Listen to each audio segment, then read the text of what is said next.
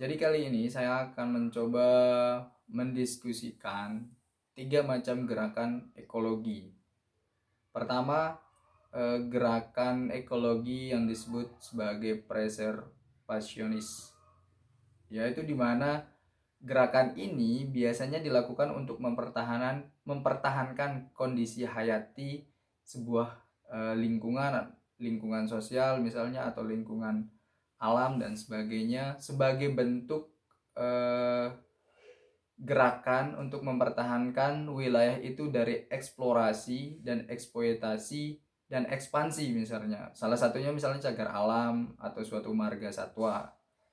Nah, gerakan ini biasanya berfokus pada bagaimana penanganan untuk membuat penghentian gerakan-gerakan perusakan.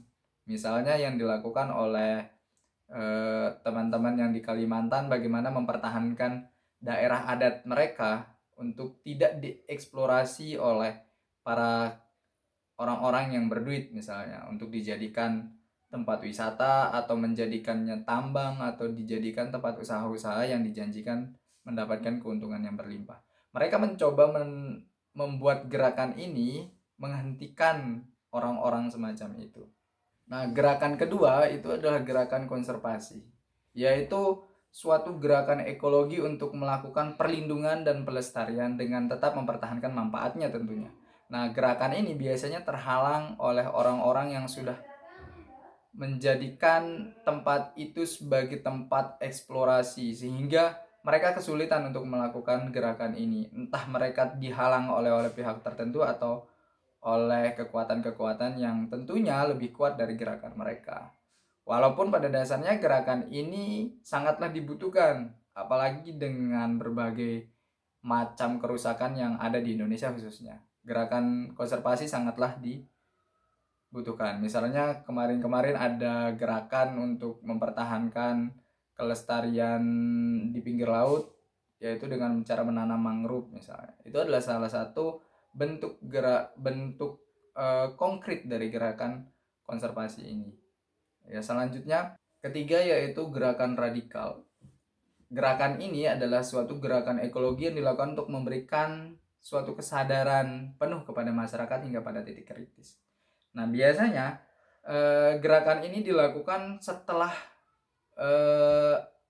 ekologi yang dirusak itu sangatlah parah. Misalnya saat ini nih, ekologi atau alam kita sangatlah kacau hingga akhirnya polusi sangatlah bisa kita lihat sebagai bentuk sampah yang sangat menjalar di udara.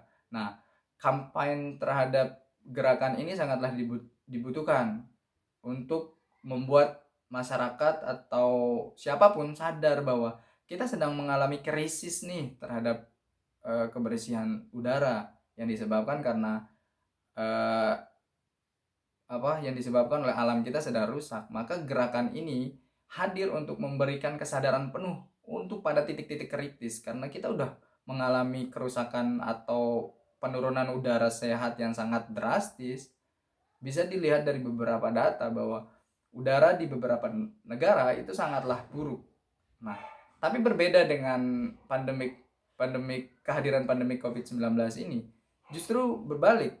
Udara di beberapa negara menjadi bersih. Nah, ini adalah satu bentuk teguran alam, mungkin bisa kita sebut sebagai teguran alam, karena gerakan radikal sudah, walaupun dikatakan radikal, tapi gerakan ini tidak pernah benar-benar berhasil untuk melakukan kesadaran. Akhirnya alam sendiri mungkin melakukan gerakan sendiri, yaitu dengan cara melahirkan suatu penyakit lah, kita sebut saja penyakit atau kita sebut sebagai virus, yang akhirnya memberikan manusia kesadaran penuh bahwa oh iya, alam kita sedang kacau nih, kita perlu pelestarian, kita perlu gerakan untuk melestarikan alam, untuk mempertahankan dan sebagainya.